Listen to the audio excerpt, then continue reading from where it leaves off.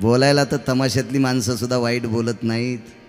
मी काही तमाशा पाहिला नाही, पण तमाशा पाहणाऱ्यांच्या व्यथा पाहिल्या. 150-150 एकरवाल्यांना गुंठा नाही राहिला. म्हणजे ते गोड बोलत होते म्हणूनच इतक्या जमिनी इकल्या ना.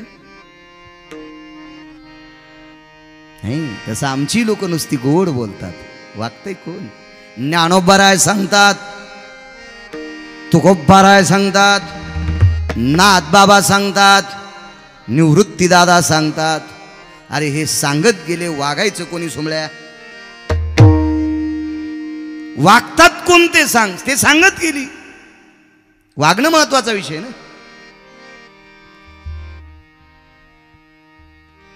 हा ध्रुव नावाचा बालक अधिकारी होता. बघा कुठं प्रजापती दक्ष. मग ते गुरुजी आम्ही जेवायला गेलो, इथपर्यंत आलतं ना. मागच्या लादणीत आम्हाला जेवायला वाढलं. त्या जिजीनं सुनाला सांगितलं, अगं लोणकड्याचं तूप कडव बरं. इतका सुगंध येत होता त्या तुपाचा, इतका सुगंध की बघायचंच काम नाही.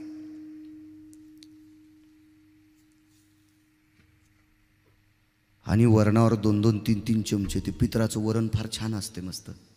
त्याला फोडणी वगैरे काहीच नसती, नुसतं तुरीचं वरण असते ते. अगदी त्या वरणावर तूप गरम गरम, त्या पितराच्या पांढऱ्या पोळ्या चपात्या, ती उडदाची वडी, मुगाची वडी, 2-4 प्रकारच्या चटण्या, ते मेदकूट, ते पंचामृत, ते काय अगदी 14 पदार्थ असते पितराला. ते गावरान तूप आणि वरणात आमच्या गुरुजींनी मी आपलं चुरूचुरू पोळ्या खाल्ल्या. बाहेर निघल्यावर गुरुजींना त्या आमच्या जिजी म्हणल्या, गुरुजी बरा झालता का स्वयंपाक? फारच छान. काकू असलं तूप काय काय तुमच्या घरचं तूप आहे. जिजी म्हणल्या, तुमच्या बाप जन्मी का भेटलो होतं का? गुरुजी मोठ्या दरवाजाच्या बाहेर गेले कीच उलटले. बापरे. तशी माणसं, काही माणसं काम करायला चांगली पण तोंड खराब. दक्ष राजा हा वागायला गोड होता म्हणून प्रजापती दक्षपदी प्राप्त झाली, पण थोत्तर खराब असल्यामुळे बोकडाचं तोंड लागलं. वाणी गोड पाहिजे. साच आवनी मवाळ मी तुले आणि रसाळ, शब्द जैसे कल्लोळ अमृताचे. साच कधी कधी भ्यायचं नाही बरं. उपदेश करत असताना भ्यायचंच नाही. पुढच्याला राग आला तरी हरकत नाही, पण उपदेश हा कडक केला पाहिजे. माणसाने, शासनाने कडक केलं पाहिजे. योग असा आला. उपमन्यासारख्या महान बालकाला अधिकार प्राप्त झाला. तसा आपला ध्रुवाला असाच एक उपमन्य नावाचा बालक, एका सामान्य कुळात जन्माला आलेलं बालक. सामान्य कुळात, सामान्य. गुरुकुल आश्रम पद्धत होती. त्या गुरुकुल पद्धती शिक्षणाची, एका झाडाच्या बुडाला एक महाराज बसायचे, गुरुजी बसायचे, त्यांच्या पुढे विद्यार्थी बसायचे आणि त्यांनी ते शिकवायचे. ती काळ होता, तो काळ होता, ती पद्धत. उपमन्याला काही मित्र संगती झाली. एके दिवशी एका मित्राकडे पक्षाचा कार्यक्रम होता, असाच पित्राचा. उपमन्या, माझ्या आजोबांचं श्राद्ध आहे, ये तू माझ्याकडे जेवायला. उपमन्या गेला. त्या दिवशी त्यानं खरी खीर खाण्यात आली. लाल उंद तापलेलं शुद्ध गाईचं दूध, त्याच्यात डोक्याच्या केसायासारख्या अशा शेवाया टाकलेल्या, बारीक जाणकार बाईने केलेल्या. शेवाया सगळ्या बायकांना येत नसतात. काही काही बायकांच्या शेवाया डोक्याच्या केसासारख्या अशा बारीक असतात, आणि काही काही बायकांच्या शेवाया स्टँड सारख्याच असतात. त्या शेवाया नसतो, तो शेवाळा असतो, ते धरूनच खायचं. कोण बाई सुगरणी मला बघितल्या कळती, पण मी काय त्याचा ठेका थोडा घेतलाय तुमचे नाव काढायला. काय करायचे मला त्याच्यासाठी अन्नपूर्णेची कृपा लागते. सगळ्या बायकांना स्वयंपाक येत नाही, येतच नाही, हे मान्यच करावं लागेल. असं जर असतं तर सुगरणी आणि उदार आहे. सगळ्या सुगरण नसतात, सगळ्या ह्या उदार तत्वावर नसतात.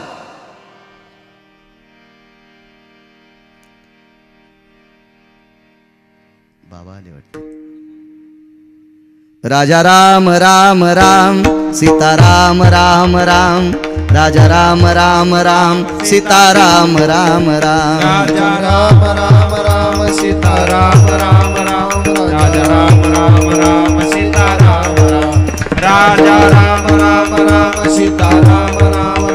वर येऊ द्या, वर येऊ द्या, दर्शनानंतर घ्या.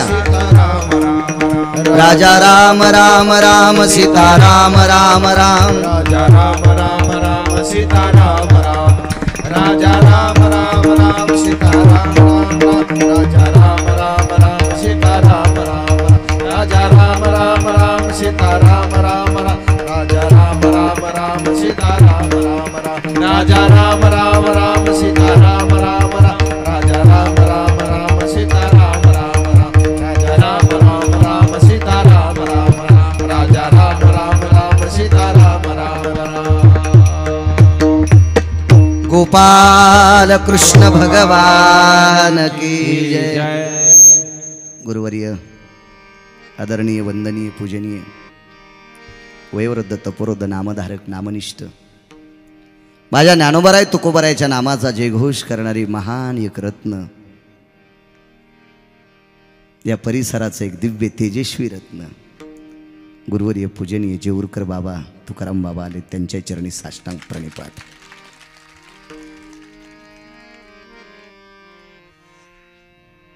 त्या दर्शनाची या प्रशस्ती पुण्यपुरुष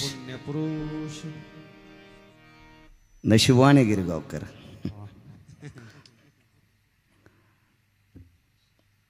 काका, नाना, तुमच्या भागवताच्या क्रियेने मला महान योग्यांचं दर्शन होते. माझं महत् भाग्य. बाबांना पुनश्च नाक घासून प्रणाम. तो मित्राकडे जेवण्यासाठी उपमन्यू गेला. काय ती खीर असेल, ती तिच्या सर्व पदार्थ टाकलेली.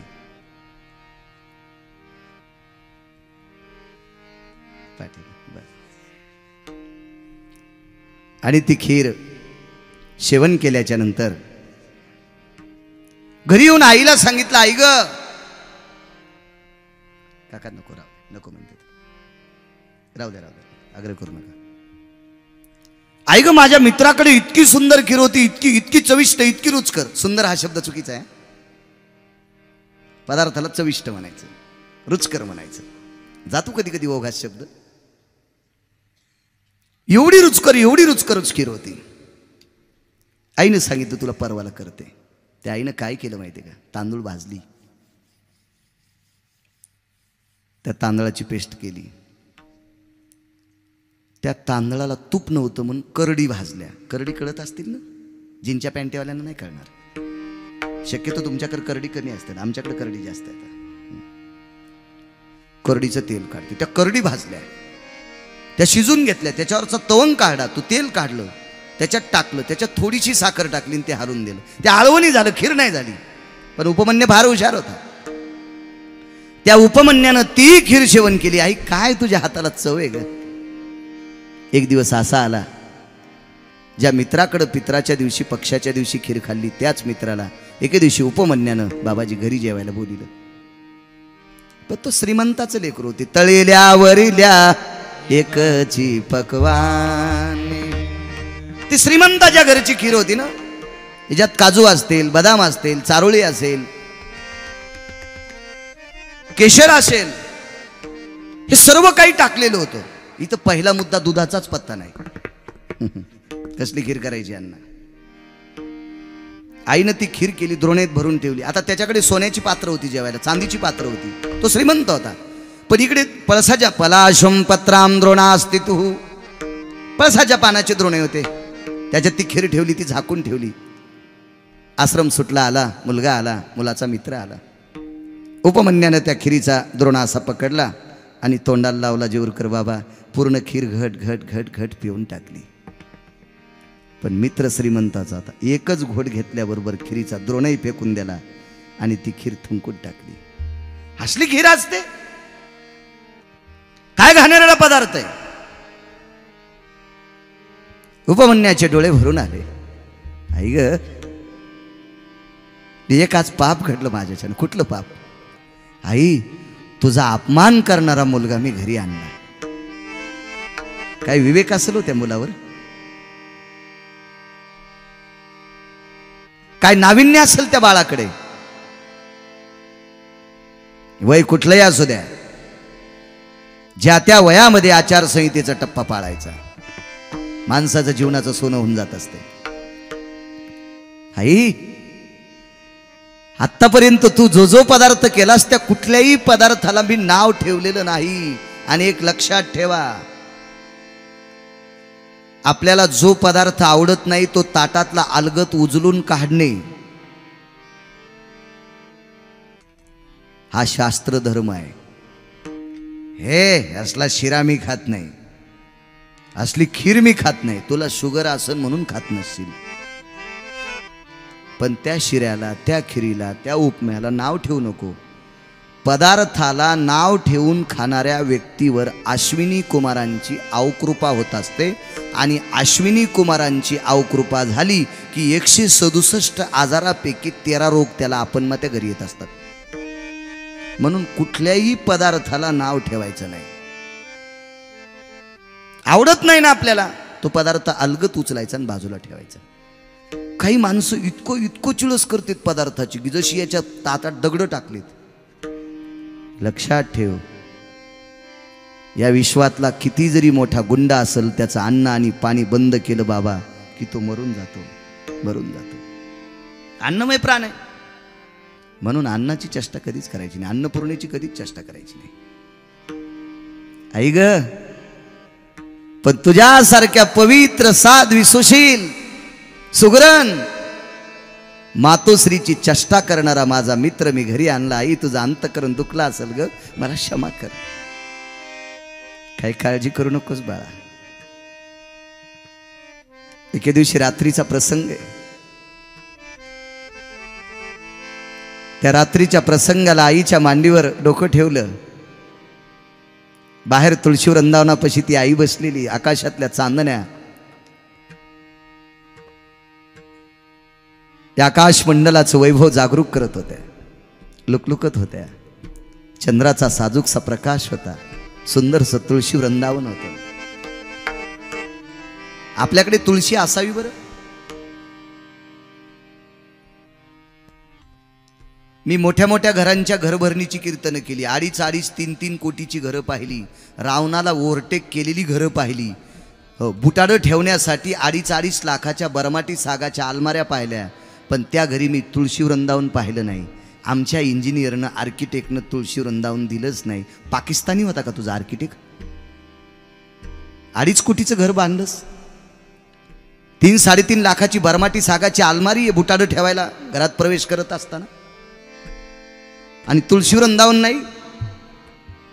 कालच्या कोरोनाच्या काळात तुळशीचं महत्त्व कळालं. शेळ्यानं तुळशी वरबडावा अशा तुळशीचे पानं तोडू लागले आणि त्याचे कडे पिऊ लागले. मरणाच्या भीतीनं तुळस लक्षात आली तुमच्या. मागचे बुजुर्ग काय त्यांच्या गोळ्या संपलत्या? त्यांनी तुळस लावण्यासाठी आपल्याला सांगितले. श्रीमद भागवतामध्ये तुळशीचं महत्त्व सांगत असताना, तुळसी पत्र पारडे ठेवेता, माधव झाला बरोबरीचा. रुक्मिणी तुम्ही स्वस्त कशा बसल्या, उठा की चला. रुक्मिणी तुम्ही स्वस्त कशा बसल्या, उठा की चला. एक पत्र पारड्यात ठेवल्याबरोबर जगाचा मालक तुळशीच्या पानाबरोबर झालता. विकत घेतला होता, सोडून घेतला. बिदरच्या बादशाच्या दरबारात तुळशी वृंदावने आजही बघा, आजही बघा. कारण आपल्या हिंदू संस्कृतीतल्या एकाही व्यक्तीचं लग्न तुळशीशिवाय लागत नाही. काष्ट कुठली बी असू द्या, फक्त हिंदूता असावा. तुळशीशिवाय लग्न लागतच नाही.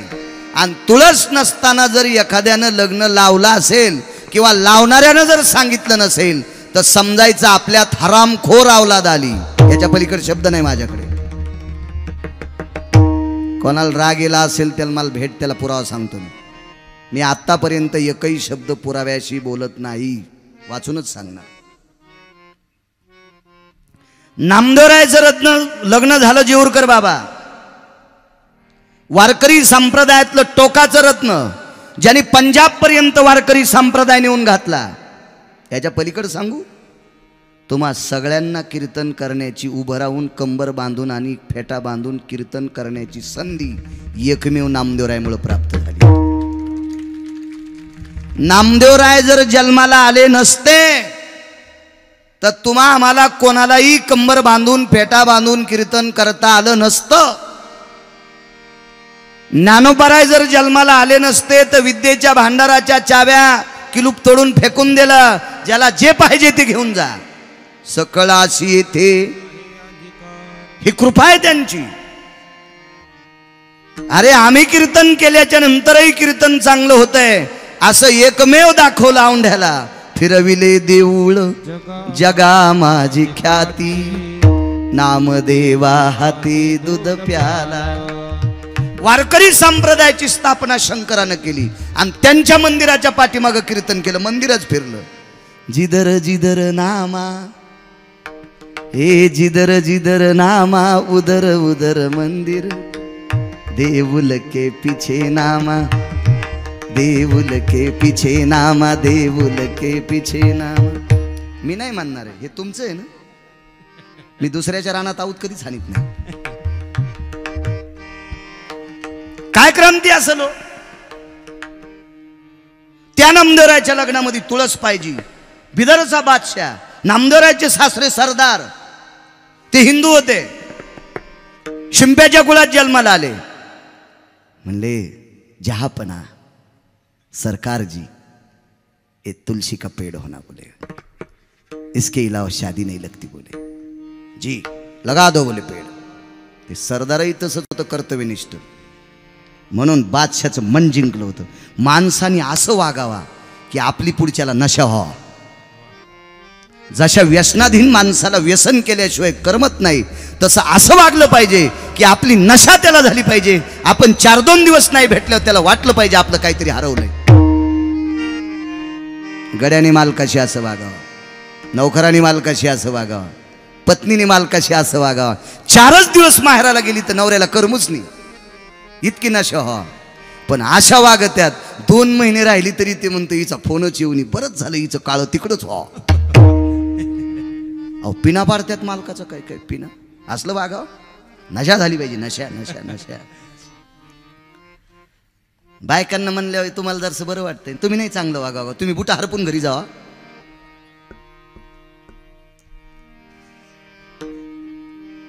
त्यांना सुद्धा वाटावं दिवस माळाला की पप्प्याचा बाप कधी घरी येईल आणि मी स्वतःच्या हाताने त्यांना जेवण वाढेल.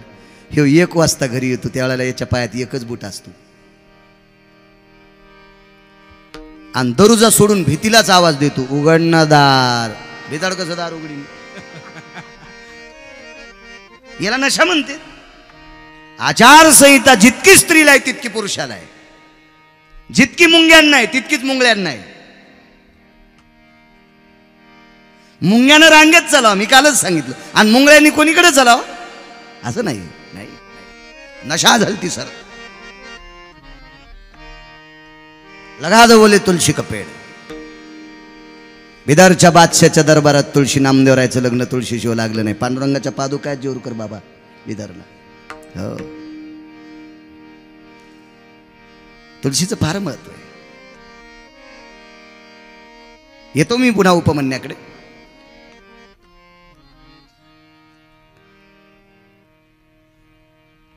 अकबर नावाचा एक राजा होता. त्या राजाकडे 9 रत्न होते. त्याच्यापैकी बिरबल नावाचं एक रत्न आहे. आणि बिरबल एके दिवशी पूजा करत होते तुळशीची. एका सेवक जा भला बुला लो बिरबल को, जा जा बुला लो. ते सेवक गेला आणि सांगितलं सरकार वो तो बोले कोई तो पेड़ है और पेड़ को पानी डाल रहा है, दूध डाल रहा है, चंदन लगा रहा है. बोले बादशाह कोई पेड़ है? बोले दूध चंदन. क्या है? बोले बिरबल. ताड़ ताड़ ताड़ ताड़ ताड़ करीत अकबर आले. ए बिरबल ये क्या है रे? क्या है बिरबल? क्या है? ये हमारी हिंदू की माता है. बोले ये तुलसी नाम का जो तरो है ना, वो पेड़ है ना, ये हमारी तुलसी, हमारी हिंदू की माता है. आता ते बादशाह होता. त्यानं त्या बादशाहनं ते तुळशीचं झाड एका हातानंच उपटिलं आणि फेकून दिलं. पण तोही विद्वान बिरबल आहे. मी अगोदर सांगितलं बळीविना शक्ती बोलू नये. बंदुकीवाल्यासोबत काठीवाल्याने युद्ध करायचंच नाही. विमानात बसलेल्याला खाली बसलेल्यानं दगड हाणायचीच नाही. तुझे दात पडतील वरून दगड पडल्यावर. तू वरच्याला कशाला दगड हाणायला. सरकार क्या करणे काय कुछ नाही बोल. आज रथात बसायचं नाही. ये जो गंगा तीर है ना, ये तुम्हारे लोग गंगा को वो तीरथ समझते हैं. ये गंगा तीर है ना, ये तीर के ऐसा चलने का है. मला हिंदी येत नाही. तो रे साहेब प्रणाम. आणि त्या गंगेच्या कडीनं बादशाह आणि बिरबल चलू लागले. बिरबलाने एक झाड पाहिलं. विठ्ठलांना त्या झाडाला प्रदक्षिणा घातल्या. घालीन लोटांगण वंदीन चरण डोळ्यान पाहिन रूप तुझे आणि वाकून प्रणाम. हे बिरबल ये कौन है? ये हमारा बाप है बोले. ये तुम्हारे हिंदू में कैसा रहता रे? घर में माँ और खेत में बाप. हमारा ऐसा ही रहता बोले. त्या बादशाच्या लक्षात आलं हिंदूची माय उपटून टाकली, काय नाही केलं. बाप काय करणार आहे? दोन्ही हाताने बाप उपटीला. त्या आग्याच्या बोंड्याचं झाड होतं.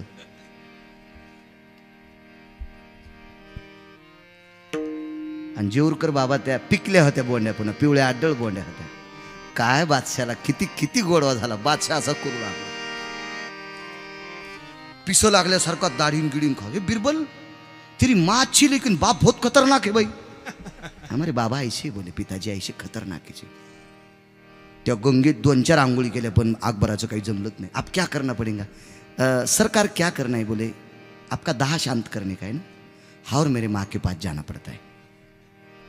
उपटून टाकलेल्या तुळशीचा पाला अकबरानं असा चुरगाळला आणि अंगाला लावल्याबरोबर तो दाह शांत झाला. म्हणून अकबराच्या दरबारात सुद्धा तुळशी वृंदावन.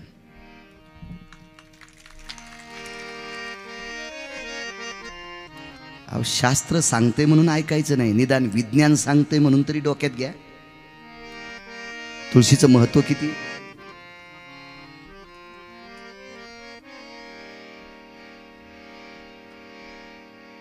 असो त्या तुळशी वृंदावनापाशी बसलेली आई. हे चाललं होतं चांदण्याची झालर आहे, जसा मंडप दिलाय. आईच्या मांडीवर उपमन्याचं डोकं आहे. साई ग एक बोलू आई. माझ्या मित्राकडे जे खिरीतली पदार्थ आहेत ते आपल्याला का भेटत नाहीत. ठेविले अनंते तैसेची रहावे, चित्ते असू द्यावे समाधान. विले अनंते तैसेची रहावे. देवानं ज्या अवस्थेत तुले प्रयत्न करा माणसानं, त्याबद्दल दुमत नाही.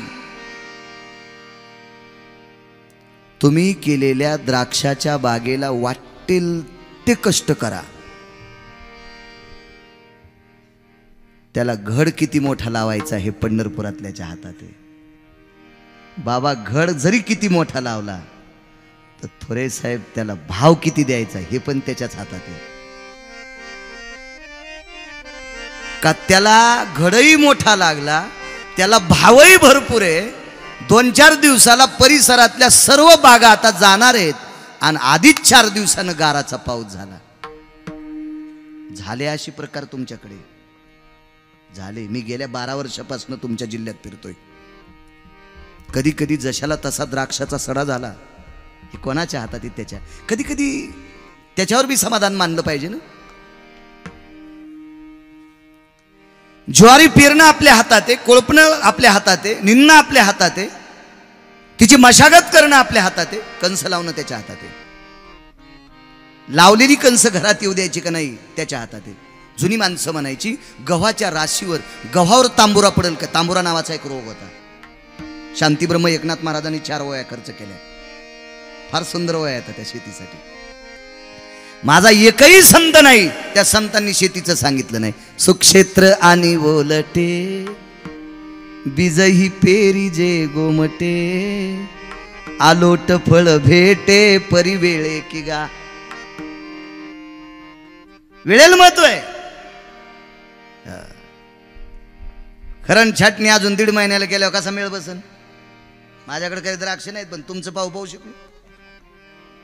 वेळेला करावं लागेल बाबा, वेळ आहे की का? ज्ञानोबा राय म्हणले वेळेला महत्व आहे. अलोट फळ भेटे परी वेळे की गा. एक प्रमाणे महाराजांचं. मग गाड्यावरी वाहती जर निगुतीनं शेती केली तर मग मालाच्या गाड्या इतक्या भरत्यात की बघायचं काम नाही. आठवत नसतं ते टायमाला. असंच तर असतं कधी कधी. रात्री 12ला लाईट जाती म्हणून इन्व्हर्टर नाही आणि लाईट गेली की लेकरं रडतात म्हणून काड्याची पेटी त्या घरातली माऊली आपल्या उशाला काड्याची आग पेटी उशाला ठेवती. आणि लाईट गेल्यावर 12च्या नंतर सगळे कोणाडे पाहती. देवळ्या, कपाट, कोणाडे, गॅस वाटा, चौकट बघती. काड्याची पेटी सापडत नाही. सकाळी 4ला पुन्हा लाईट येऊन जाती आणि 5ला उठल्यावर अंथरून काढताना गादी खाली डब्बी सापडती. ठेवली कोणी होती? असंच असतं. कधी वेळेला प्रमाण न सापडणे. विठाला विठाला. अरे नाही, कीर्तन नाही, भागवत आहे ते.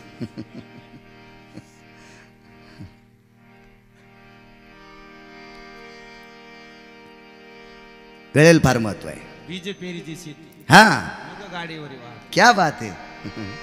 पण धन निघल्यावर असणे आता नमस्कार जमत काय. बीज पेरी शेती मग गाड्यावरी वाहती. अहो पेरायलाच नाही गेला आणि ट्रॅक्टर घेऊन गेला. हा चला कांदे आणायचे. कांद्या तो कांदे लावलेत नाही ना रे. कांद्या आता कसे कांदे आणतो? पेरावं लागेल ना, पेरावं लागेल त्याला. आई कधी भेटेल ग? तू काळजी करू नको. अनंत ठेवील तस. कोण आहे अनंत? ज्याची व्याख्याच करता येत नाही तो अनंत. त्या अनंताची साधना कर. केली साधना, तो अनंत प्रगट झाला. आणि काय पाहिजे? मला रोज एक वाटीभर दूध देत जाय. वाटीभर दूध मागितलं. 7 समुद्रापैकी एक समुद्र दुधाचा दिला. सिराचा सागरू उपमन्या. प्रियव्रत नावाच्या रथाच्या, प्रियव्रत नावाचा राजा, ह्या राजानं पृथ्वीला 7 प्रदक्षिणा केल्या. ज्या ज्या दिशेनं प्रियव्रत नावाच्या राजाचा रथ गेला त्या त्या दिशेनं समुद्राची निर्मिती झाली. बाबा 7 दीपांची निर्मिती झाली. रघुनाथ बाबा, जोरकर बाबा. 7 दीप. आपण ज्या दीपात राहतो त्याला जांबूदीप म्हणतात. बाकीचे 5 जरी पाठ नसले तर किमान आपण राहतो तेवढा तरी लक्षात ठेवला पाहिजे. जांबूदीप, शिंहलदीप, कौछदीप, शाल्वदीप, पलवनदीप. 5. 2 घरी गेल्यावर पान रिॲक्शन येते सगळ्या गोळ्या एकट्या घेतल्यावर. बघा कधी कधी. अण्णा शिंहलदीपामध्ये पद्मिनी नावाच्या स्त्रिया राहतात. एका दीपामध्ये गंधर्वाचं अधिष्ठान आहे.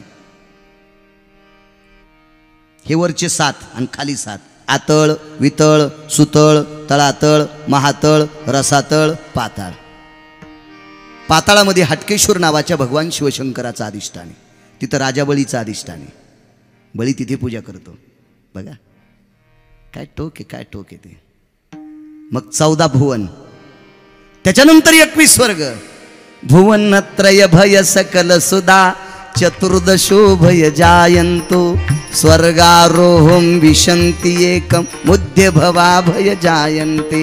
रसातलो यति सप्तजनो जाम्बुदीपा भय सप्तस्थितो वलयांकितयनि आपांपतिया निरभय सकलति सुदयति जाय सरितांवोगम भयतति जाय ओहलम सकलति क्रियम जना प्रजन्यवोथम भोति जनाया प्रजन्यवोथम भतु जनाया प्रजन्यवोथम भतिय जनाना.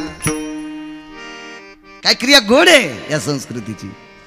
14 भुवन, 21 स्वर्ग, 7 पाताळ, 7 दीप. आपण ज्या दीपात राहतो त्या जंबूदीपात, त्या जंबूदीपात जगाच्या मालकाचा अधिष्ठान आहे. जंबू या दीपा माझी पंढरपूर गाव गा धर्माचे नगर देखा विठो पाटील त्याचे नाव गा. जाऊ तया ठाया काही भोजन मागाया धर्म जागो त्या त्याचे चरणी लक्ष लागो विठोबाचा धर्म जागो त्याचे चरणी लक्ष लागो विठू पाटील त्याचे नाव गा चला जाऊ तया ठाया काही भोजन मागाया जम्बूद्वीपात त्या मालकाचं वास्तव्य प्रियव्रताच्या रथाच्या चकोऱ्याने निर्माण झालेल्या एका सागराला उपमन्याकरता दुधाचा सागर देऊन टाकला येथे श्रीमन महा भागवते पुराणे ध्रुवानां उपमन्यायो चरित्र प्रसंगो अध्याय हरे नमः हरे नमः हरे नमः। पुढे प्रचेता पुरंजन अशी गोडशी चरित्र झाली। त्याच्या पुढे ऋषभदेव, ऋषभांना 100 पुत्र, 100पैकी 9 नारायण, हरिनारायण, कविनारायण, पिंपलाक्ष नारायण, करभजन नारायण, अंतरिक्ष नारायण, प्रबुद्ध नारायण, 5च सांगितले।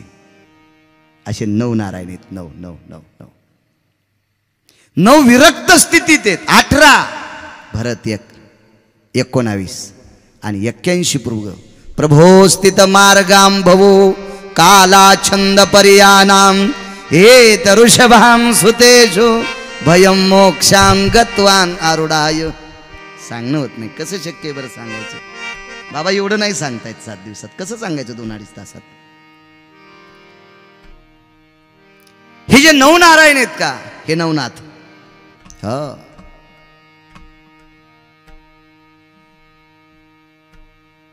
शके 10 साली यवनांचं थोडंसं प्राबल्य वाढलं, म्हणून नाथांच्या लक्षात आलं काही कालापुरतं यवनांचं थोड्या काळापुरतं प्राबल्य वाढेल आणि आपण समाधी स्वरूपात जर राहिलो तर ह्या समाध्या भग्न होतील, म्हणून त्या समाध्या कबर स्वरूपात राहिल्या, पुजारी न ठेवता मुंजारी ठेवण्यात आला। म्हणून आजही ती प्रथा म्हणून नालायक लोक काही समाध्यांपाशी बळी देतात। मूर्खपणाचं टोक आहे। बऱ्याच ठिकाणी बाबांसारखी महात्मे ज्या त्या भागात प्रगट झाले, त्या त्या भागात अशा बलीच्या पद्धती बंद केल्या। माझं एक मत आहे, मी म्हणणार नाही सगळ्यांनी माळी घाला, कारण हे जग पाहणार आहे आता या यूट्यूबच्या माध्यमातून। मी म्हणणार नाही थोरे साहेब सगळ्यांनी माळी घाला, पण देवाच्या नाव करून बोकड्या कापायचा आणि तुम्ही खायचा, कशाला देवाला बदनाम करता? नाशिककडे जाताना उजव्या हाताला एक मसुबाचा अधिष्ठान आहे।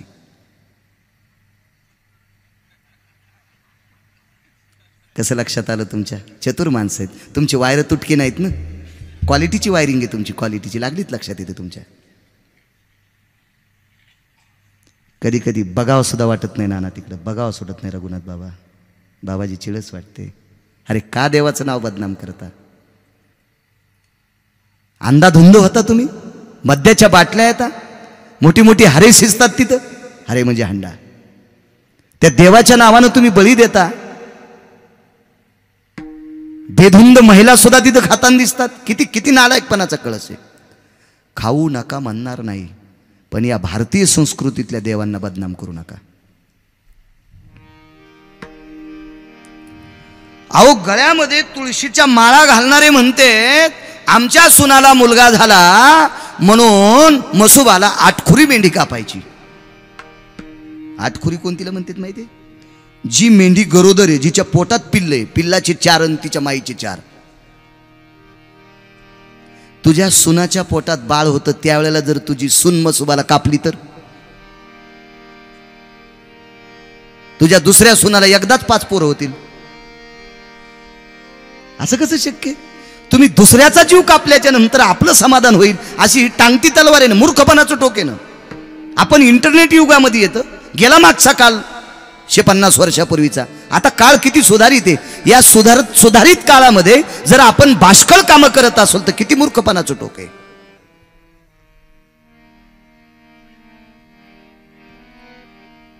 आता थोडी माणसं लाजायलीत. माझ्या लहानपणी तर इतक्या लाजा सोड्या होत्या माणसानं. एखाद्या देवाकडे कंदुरी असायची आणि चांगली चांगली माणसं, एका हातात परात एका हातात लिंबू, पाण्याची गुंडी, आणि ते डोंगरावर असायचं ते बोकड्याचा कार्यक्रम. सांगू नये भागवतात, पण सांगावं तरी कोणी यांना. कोणाला वाटतं छत्रपती जन्मावा दुसऱ्याच्या घरात? कधी सुधारायचं तुम्ही? कधी कधी कधी तुमच्या घरात कायमस्वरूपी बळी द्या, पण देवाच्या पुढे नका देऊ. तुमचं कधीच चांगलं होणार नाही. कधी चांगलं करू नका देवाला बदनाम तुम्ही. सटवाईला बोकड्या कापला, आसराला कोंबडं कापलं, मसुबाला हाल्या कापला, कोणाला काय कापलं, आणि तुम्ही नाव ठेवता मुसलमानांना. बाबा, दुसऱ्या धर्मीयांना नाव ठेवण्यापेक्षा आपल्या धर्मात जन्माला आलेली हलकट झाडं ही मुळे सगळं उपटून काढावं लागतील, तेव्हा आपला धर्म उंच जाईल.